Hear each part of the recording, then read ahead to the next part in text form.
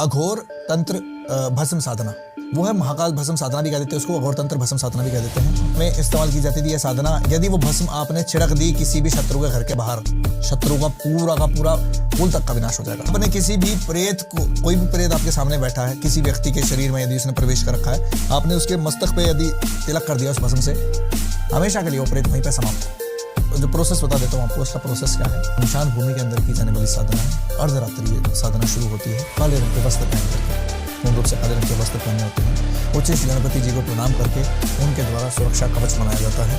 भगवान शिव का त्रिशूल आपके साथ होना चाहिए। त्रिशूल आपने गाड़ना है अपने साथ, उन्हें सुरक्षा घेरा बना करके उच्च गणपति जी का उच्चारण करके, गुरुदेव के मंत्र का उच्चारण करके त्रिशूल आपने गाड़ना है। तरह के आपने जो है तिलक लगाने होते हैं।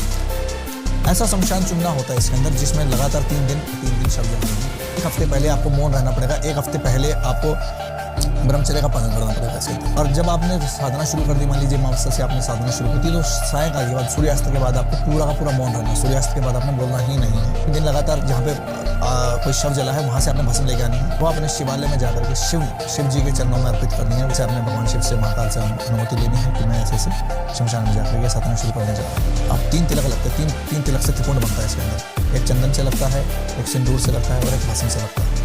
11 दिए लेके जाने आपको, 11 दिए जलेंगे इसके अंदर। दिए के साथ, दिए का जो सरसों का तेल डलेगा उसमें, और साथ में सरसों के तेल के अंदर ही काले तिल डलेंगे।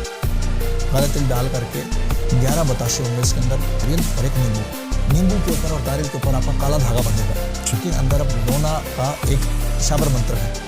11,000 मंत्र जब आपने करने हैं उसके उस रात्रि, एक रात्रि की साधना है, 11,000 मंत्र जब करने हैं।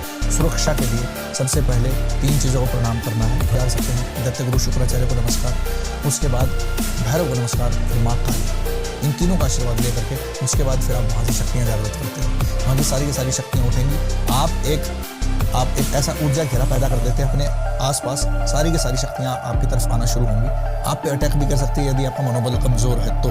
जो आपने भस्म जो रखी है, तांबे के पात्र के अंदर आपने डाल करके वो भस्म रखनी है वहाँ पे। ये साधना आपकी चलेगी। 11,000 मंत्र जब आपने करने हैं, करीब 5 से 6 घंटे का समय लग जाएगा इसके अंदर। ये मंत्र जब अगर आपके अपने ठीक समय से कर लिए, और जो खतरे वहाँ पे आ रहे हैं उस समय पे बहुत तरह के खतरे आ सकते हैं, बहुत तरह की डाकनियाँ, शाकनियाँ, हाकनी, ये सब चीज़ें आप पे अटैक कर सकती हैं। प्रेत पिशाच भी आ सकते हैं, सब चीज़ आएंगे डराने के लिए, साधना खंडित करने के लिए।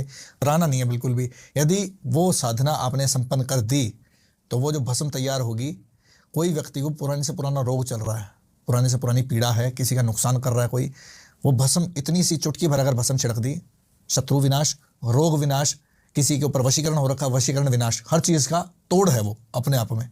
इतनी पावरफुल शक्ति है।